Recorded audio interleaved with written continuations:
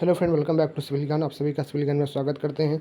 I hope आप सभी लोग अच्छे होंगे और बेहतर तरीके से आपकी तैयारी जो भी आगामी परीक्षा होगी उसकी आप कर रहे होंगे। पर फिलहाल आज की वीडियो हम लोग बात करेंगे एसएससी जी 2024 आंसर की को लेकर के। आंसर की आपकी जारी हो चुकी है और ये मेरी वीडियो काफ़ी लेट अपलोड हो रही है क्योंकि मैं एग्ज़ाम देने के बाद बाहर चला गया था और वीडियो बनाने के लिए मेरे पास समय नहीं था। तो अब मैं वीडियो बना रहा हूँ क्योंकि मैं जैसा देख रहा हूँ माहौल क्या है आंसर की आने के बाद। स्टूडेंट के अंदर जो उनका कॉन्फिडेंस लेवल होता है काफ़ी डाउन हो चुका है, क्योंकि उन्होंने जिस तरह से मेहनत की और मेहनत करने के बावजूद भी उनके मार्क्स नहीं आए प्री एग्ज़ाम के अंदर, और उनको ये लगता है कि मेरी तैयारी करना बेकार है। उनमें ऐसे भी बच्चे हैं जो अभी पहली बार एग्ज़ाम दे रही हैं, कुछ ऐसे भी हैं 2-3 साल से एग्ज़ाम दे रखे हैं और उनका तीसरी या चौथा अटेम्प्ट बाद तब भी उनका प्री में अच्छा मार्क्स स्कोर नहीं हो पाया है उनके कॉन्फिडेंस की वजह से। और उन्होंने ऐसा नहीं है उन्होंने मेहनत नहीं, उन्होंने लगातार 5-6 महीने लगातार मेहनत की है, पढ़ाई की है, उसके बावजूद भी उनका सिलेक्शन प्री में नहीं हुआ है। उस पर हम लोग बात करेंगे। किसी के नंबर कम आए हैं, किसी के ज़्यादा आए हैं। और अब जिनके नंबर कम आए हैं तो वो सोचते हैं वो अब क्या करें, वो क्या सोच रहे हैं, उनके मन में यही आ रहा है क्या अब हम फिर से एसएससी प्री की तैयारी शुरुआत से करें, जीरो लेवल से करें। और कहीं ना कहीं उनका भी सोचना एक प्रकार से सही है क्योंकि नंबर उनके कम आ रहे हैं। और जिनके अच्छे मार्क्स हैं, अच्छे मार्क्स हाँ हैं, पर वो उनको लगता है क्या मेरा क्वालिफाइड हो पाएगा, नहीं हो पाएगा। उनके दिमाग में यही चल रहा है कि रिज़ल्ट आए तब मैं तैयारी करूँ। तो मैं ये बता दूँ कि अगर आप के नंबर ऐसे कुछ हैं जो यूट्यूब पे लोग कट ऑफ बता रहे हैं, उसके आसपास आप आला लाइक कर रहे हो, तो आपको मेंस की तैयारी करनी चाहिए। क्योंकि आपका जो है, मैं सारी बातों को आगे तथ्य के साथ रखने वाला हूँ कि क्या तैयारी आपकी रहने वाली होगी। तो जिनके अच्छे मार्क्स हैं, जो कट ऑफ के इर्द गिर्द टहल रहे हैं, उनको मेंस की तैयारी करनी चाहिए, ऐसी मेरी राय है। और अब हम बात करेंगे सबसे पहले उन स्टूडेंट के बारे में जिनके नंबर कम आए हैं। और उनके नंबर कम आए हैं और कम होने की वजह से वो किस हिसाब से अपनी प्रिपरेशन अब कर रहे हैं या उनको आगे क्या उनकी रणनीति होनी चाहिए, उस मैटर में हम लोग बात करेंगे। तो सबसे पहले आज हम उसी मैटर पे बात करते हैं कि जिनके नंबर कम आए हैं। तो मेरी नज़र में नंबर अगर आपके कम आए हैं तो कुछ इस तरीके से हो सकते हैं। जो मेरी पहली बातें हैं कि हो सकता है कि आप ओवरऑल 200 में से 85 के आसपास हो, या 85 हो, या 90 हो, या 95 हो, या बिलो 100 हो। मतलब कि 100 के नीचे अगर आपके मार्क्स आ रहे हैं, अगर आप जनरल कैटेगरी के स्टूडेंट हैं, तब आपके लिए क्या है, बहुत ही काफ़ी दुखद है। मतलब दुखद इन द सेंस कहना मतलब है कि 100 अगर आप जनरल कैटेगरी से हैं या ओबीसी कैटेगरी से हैं और 100 के आसपास आपके नंबर आ रहे हैं, तो ये नंबर एक संतोषजनक नंबर हम नहीं कह सकते, क्योंकि इसको एक अच्छा नंबर नहीं कह सकते। क्योंकि यहाँ पे ऐसा मैं मानूंगा कि आपकी तैयारी एवरेज लेवल की है।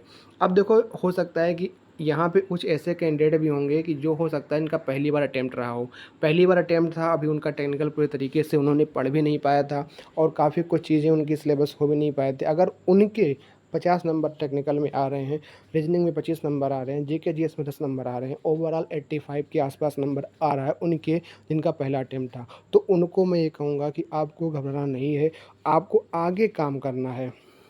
क्योंकि अभी आपको तो तैयारी कर ही रहे हैं, अभी आपने तैयारी शुरू ही की है, अभी आपका जो है सिलेबस भी पूरा अच्छे तरीके से नहीं होगा। अगर पहली बार में अगर इतना नंबर आ रहा है तो आपको नहीं घबराना है कि मेरे नंबर 85 ही आ रहे हैं, अब तो मेरी तैयारी भी मतलब कैसे क्या होगा, तो वो तो न घबराएं। लेकिन जिनका एक बार पूरा सिलेबस हो चुका है, 1-2 अटैम्प्ट दे चुके हैं, 2-3 अटैम्प्ट दे चुके हैं, उनके नंबर भी अगर बिलो 100 हैं, तो उनके लिए काफ़ी ये चीज़ें क्या होंगी कि दुखद है। इस पे उनको एनालिसिस करना होगा कि आखिर मेरी क्या कमी है। मैं रीजनिंग में वीक हूँ, जीके जीएस में वीक हूँ, टेक्निकल में वीक हूँ।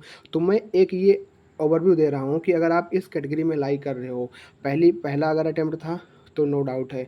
पर अगर आपका सेकंड ही अटैम्प्ट है, आपने पूरा सिलेबस पढ़ रखा है, आपने अच्छे से प्रैक्टिस कर रखी थी, तब भी आपका नहीं हुआ, तो आपको करना क्या है, अपने पेपर को डाउनलोड करना है और एनालिसिस करनी है कि आपके क्वेश्चन कौन से गलत हो रहे हैं, असर्शन रीज़न आपको नहीं समझ में आता है, या आपके ऐसे क्वेश्चन हैं जो आपने रिवाइज अच्छे से नहीं किया है। और ऐसे काफ़ी क्वेश्चन आप देखोगे कि हाँ, आपको क्वेश्चन वो आ रहे थे पर रिवीजन के लैग की वजह से आपने उन क्वेश्चन को गलत कर दिया या आपके सिली मिस्टेक कर दिया। तो अब यहाँ पे आपको पेपर की एनालिसिस करनी है, घबराना नहीं है कि यार मेरा तो चौथा अटेम्प्ट था, मेरा इस बार भी नहीं हुआ, अब मैं क्या करूँ। तुरंत आप तैयारी में न लग जाओ, अपने आप को समय दो, अपने आप के बारे में सोचो, क्या मैंने टेक्निकल में किया था इस बार, क्या मुझे इसमें ज़्यादा मॉडिफाई करना है। मतलब यहाँ पे आपको अपने आप के सेल्फ एनालिसिस की ज़रूरत है। जब तक आपको एनालिसिस नहीं करोगे तब तक आप आगे नहीं बढ़ पाओगे। अपने पेपर को डाउनलोड करो और ये देखो कि उनमें से कौन ऐसे क्वेश्चन थे जो आपको अभी भी मतलब आ रहे थे, मतलब आ रहे हैं। आपने उन क्वेश्चनों को जो ऐसे आपने कौन ऐसे क्वेश्चनों की गलती कर दी है या कौन से ऐसा आपने क्या कर दिया है। तो जिन जिन टॉपिक पे आपका वीक पोर्शन है, आपको आगे आगामी 2025 देखो, जिनके नंबर बिलो 100 हैं उनको मैं ये भी बताता चलूँ कि आप मेंस की तैयारी में पार्टिसिपेट ना करें। अगर आप जनरल ओबीसी से आप हैं तो आप मेंस की प्रिपरेशन में पार्टिसिपेट ना करें, क्योंकि बिलो 100 के नंबर मतलब हो गया कि आपके नंबर जो हो सकता है रीजनिंग में 30-35 हो सकता है जीएस से 15 नंबर आ जाए, पर टेक्निकल में आप 50 नंबर के बिलो नीचे लाई कर रहे हो। तो आपको अपने आप को समझना है कि हमको टेक्निकल पर काम करना है। हमारा टेक्निकल इतना अच्छा होना चाहिए, कम से कम 65 प्लस नंबर या 70 नंबर तक आपका टेक्निकल में अगर आपका आना चाहिए, ऐसा आपका होना चाहिए। क्योंकि 70% आपका 70% नंबर तक आपका टेक्निकल में बनना चाहिए, ऐसा मेरा एक्सपीरियंस है। ऐसे मेरी बातें हैं आपको बताने के लिए। तो ये जो मैं आपको बताया कि आपको जो अगर आप पहली कैटेगरी में, इस स्लाइड वाली कैटेगरी में जो बातें आपको बता रहा हूँ, अगर आप इस जोन में लाई कर रहे हैं तो आपको करना क्या है। सबसे पहले अपने पेपर को आपको डाउनलोड करना है। पेपर को डाउनलोड करने के बाद उसको एनालिसिस करनी है कि आपका कौन सा पोर्शन टेक्निकल में आपका कम है, तो टेक्निकल में कौन सी चीज़ आपको नहीं आती है। सपोज़ आरसीसी के क्वेश्चन आया था तो आरसीसी नहीं आती है तो आपको आरसीसी पे काम करना है। जिस टॉपिक पे आपको, या फिर आपका सोम का कोई क्वेश्चन था आप नहीं बना पाए, या जो चीज़ आप नहीं बना पाए टेक्निकल में, आपको एनालिसिस करके उन चीज़ों को आपको पढ़ना है ताकि आप 2025 में अपने आप का लेवल इंक्रीज कर पाएँ। और साथ ही साथ मेरे भाई, जो भाइयों मॉक टेस्ट नहीं देते थे, मॉक टेस्ट आपको ज़रूर देना है। मॉक टेस्ट देने से क्या होता है, क्वेश्चन को अटेम्प्ट करने की कैपेबिलिटी बढ़ जाती है। और 2 घंटे, बहुत से लोग ऐसे मिलते हैं भाई जो लोग मॉक टेस्ट नहीं देते हैं। मॉक टेस्ट आपको ज़रूर देना है। मॉक टेस्ट देने से आपको बहुत फ़ायदा मिलता है, ये तो आप जब एग्ज़ाम में बैठोगे तभी बता पाएगा। जैसे कहते हैं ना कि कोई भी चीज़ है अगर आप खा रहे हैं तो उसका जो स्वाद होगा वही बता पाएगा जो उसको खा रहा है। तो टेक्स्ट बुक पर या कहीं भी आप टेस्ट देते हो तो टेस्ट देने का एक मतलब ये निकल के आता है कि आप कितना ज़्यादा उसका फ़ायदा उठा पा रहे हो एग्ज़ाम के अंदर। तो इस बात को ध्यान रखना है। तो मैंने सबसे पहले कहा अपने पेपर को एनालिसिस करनी है और देखना है कि टेक्निकल में कौन सा पोर्शन आपका कमज़ोर है और कहाँ पे गलती हो रही है। वन लाइनर फॉर्म वाला क्वेश्चन गलत हुआ है कि स्टेटमेंट कंक्लूजन वाला क्वेश्चन गलत हुआ है, या आर्गूमेंट मतलब कौन सा क्वेश्चन है असर्टेन गलत हुआ है, कौन सा क्वेश्चन आपका गलत हुआ, इस पे आपको काम करना है। साथ ही साथ आपको ये भी देखना है कि रीजनिंग में आपके नंबर अगर कम हुए हैं तो कहाँ कम हुए हैं। अगर आप अभी से तैयारी करना शुरू करोगे तो आपको रीजनिंग पे कम से कम 1 आवर आपको फिर से अभी से देना होगा, ठीक है।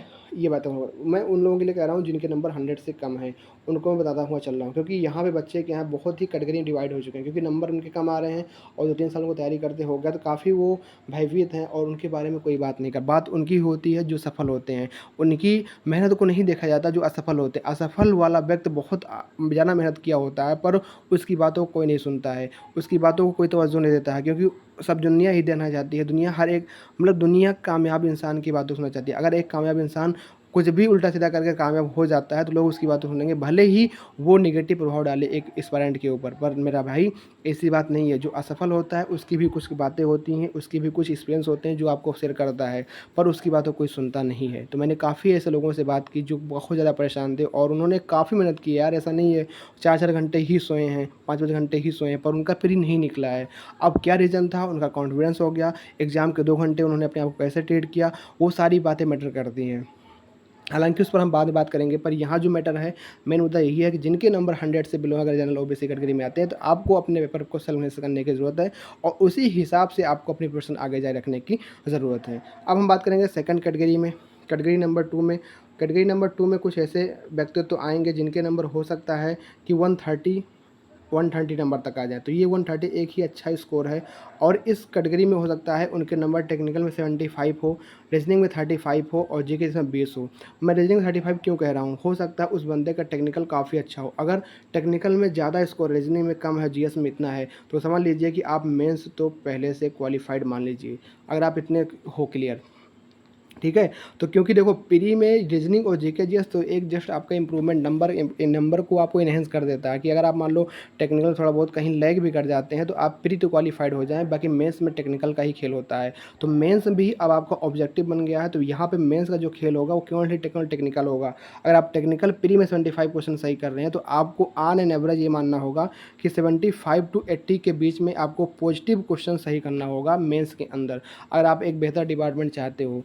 क्योंकि अगर आप जो एक्यूरेसी देखो ऑब्जेक्टिव में क्या होगा, जो CBT 2 पेपर होगा वहाँ पे आपको अपनी एक्यूरेसी जो व्यक्तित्व इस वाली कैटेगरी में आ रहे हैं जिनके नंबर 100 प्लस है या 120 प्लस है या 110 प्लस है, 120 प्लस है, 130 प्लस है, तो उनको मैं ये कहूँगा। हाँ, एक बात मैं और बताना चलूँ, जो नंबर जिनके नंबर 100 प्लस हैं, 100 प्लस हैं, 110 प्लस हैं, 130 प्लस हैं, यहाँ तक के जिनके नंबर हैं वो लोग क्या होंगे कि वो लोग अपना टेक्निकल उनका रीजनिंग जगह अच्छा होगा और वो लोग को मेंस की भले ही उनका प्री क्वालिफाइड ना हो पाए। मैं आपको एक बात और भी साफ साफ कहना चाहता हूँ, भले ही आप जस्ट क्वालिफाइड हो या जस्ट बच जाएँ तो मैं आपको कहना चाहूँगा कि 2 महीने आप भी मेंस की तैयारी करिए।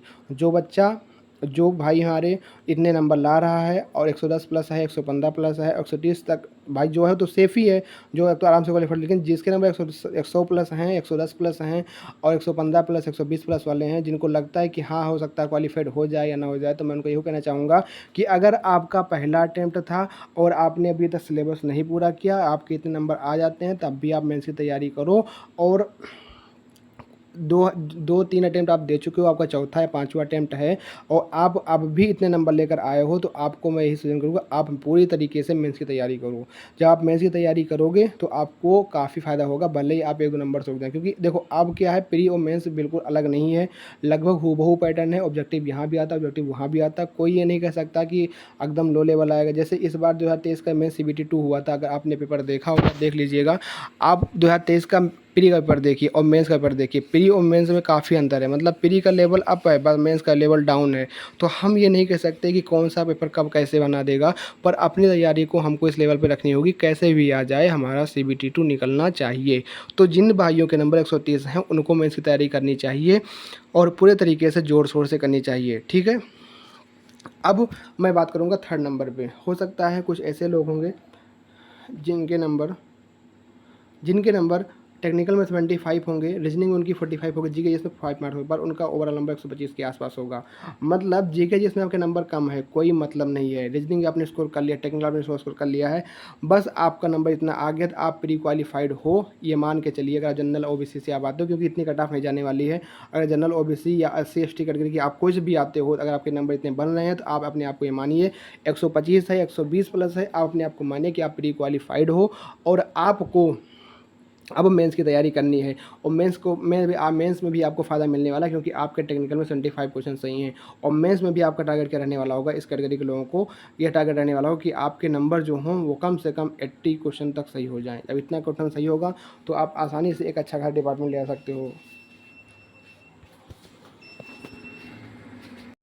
अब इसमें कुछ लोग ऐसे होंगे कि अब जिनके नंबर टेक्निकल में कुछ ऐसे भी होंगे, टेक्निकल में 90 नंबर है, रीजनिंग में 35 नंबर है, जीके में 5 नंबर है, उनके ओवरऑल नंबर 130 प्लस है। तो मैं ये बताना चाहता हूँ कि कुछ इस तरीके के भी लोग आपको देखने को मिलेंगे जिनके नंबर टेक्निकल में काफ़ी अच्छे हैं, पर रीजनिंग और जीके जिसमें मात्र वो अपना बस काम चला लिए हैं। तो इनके लिए तो काफ़ी ज़्यादा फ़ायदेमंद रहने वाला है CBT 2, क्योंकि ऐसे बच्चे अगर CBT 2 में जाएंगे तो उनकी प्रबल दावेदारी बनेगी कि वो CBT 2 क्वालिफाई कर जाएंगे, क्योंकि टेक्निकल का ही वहाँ पे खेल है। आपका रीजनिंग नंबर कम आता है, कोई मैटर नहीं कर रहा, जिस नंबर कम है कोई मैटर नहीं कर रहा, बट आपका टेक्निकल में अच्छा खासा स्कोर आप कर रहे हैं और ओवरऑल मिलाकर 130 नंबर स्कोर आप कर रहे हैं, तो आप CBT 2 के प्रबल दावेदार हकदार बनते हैं। आपको मेंस की तैयारी प्रबल जोर शोर से करनी चाहिए।